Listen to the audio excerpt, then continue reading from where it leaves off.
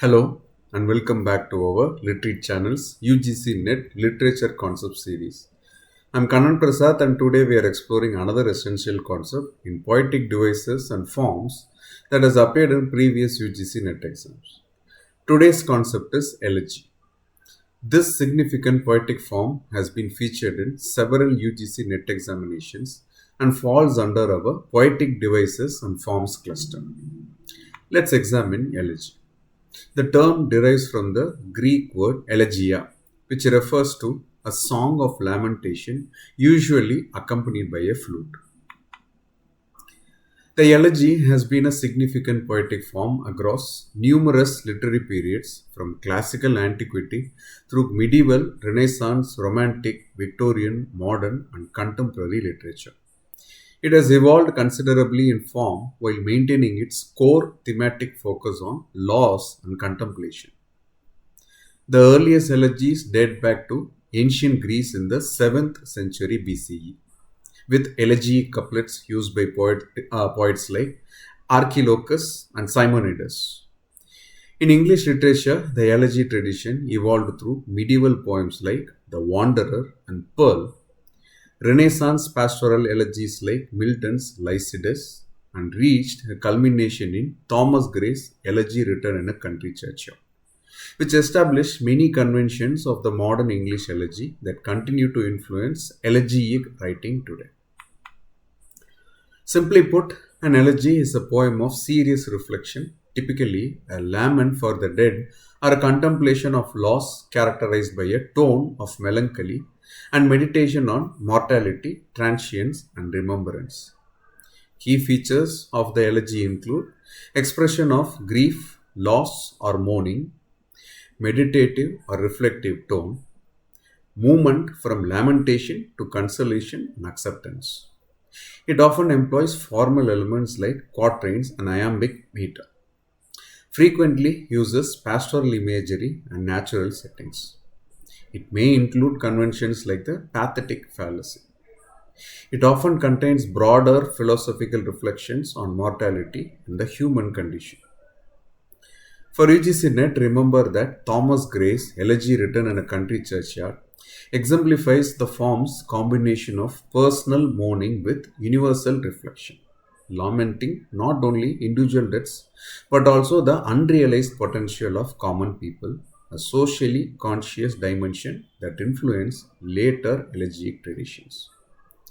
Let's explore how the elegy has evolved and been employed across different periods. Thomas Gray's Elegy written in a country churchyard revolutionized the form by focusing not on lamenting a specific notable person but on the anonymous rural dead. The boast of heraldry, the pomp of power, and all that beauty, all that wealth ever gave, awaits alike thee, inevitable hour. The paths of glory lead but to the grave.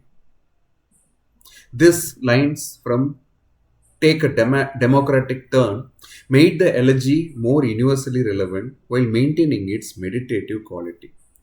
John Milton's Lycidas represents the pastoral elegy tradition using the conventional figure of a shepherd to mourn the death of Edward King.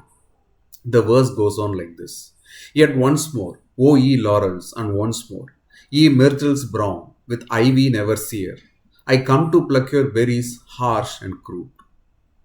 Milton transforms personal grief into broader religious and social commentary, establishing a pattern many later elegies would follow. P.B. Shelley's Adonai, an elegy for John Keats, demonstrates the romantic expansion of the form. The lines goes like this: Peace, peace, he is not dead, he doth not sleep, he hath awakened from the dream of life. Shelley uses elegiac convention to challenge conventional views of death and immortality, suggesting that the poet lives on through his work. Walt Whitman's When Lilacs Last in the Dooryard Bloomed, mourning Abraham Lincoln shows how the elegy adapted to American democratic sensibilities. The line goes on like this: O powerful western fallen star, O shades of night, O moody tearful night, O great star disappeared, O the black murk that hides the star. Whitman's Whitman's free verse approach demonstrates the elegy's formal flexibility while maintaining its essential themes. W. H. Auden, in memory of W. B. Yeats, reflects modernist innovations in the elegiac tradition. The verse goes on like this: He disappeared in the dead of winter. The brooks were frozen. The airports almost deserted. Auden here combines personal loss with political and social concerns, questioning poetry's power in times of crisis, while still affirming its enduring value. Mary Jo Banks' collection, Elegy, shows the form's continuing evolution using fragmented, experimental language to express grief for her son. The verse, the story of the accident, returns and returns, each time as if it was something else. Her work demonstrates how modern elegies often challenge traditional consolatory patterns while maintaining the fundamental impulse to memorialize and mourn. Now let's test your understanding with a quick quiz. Which of these best describes the characteristic movement of an elegy? Option A, from celebration of life to bitter grief with no resolution. And option B, from lamentation and grief toward contemplation and some form of consolation. Take a moment to think about it. You may pause the video if you want, and the answer is B. The classic elegy typically moves from expressions of grief and lamentation towards some form of consolation or acceptance, often through philosophical reflection or affirmation of memorial preservation.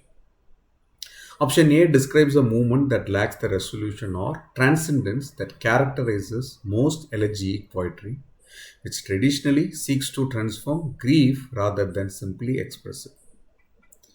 Remember, an elegy is a poem of serious reflection that laments the dead or contemplates loss, typically moving from grief toward consolation, as exemplified in Thomas Gray's Elegy written in the country churchyard.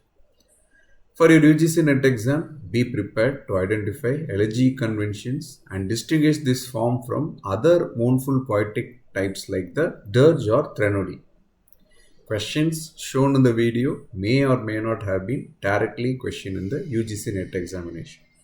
I suggest and request that audience cross-verify the number of instances each term or concept appears.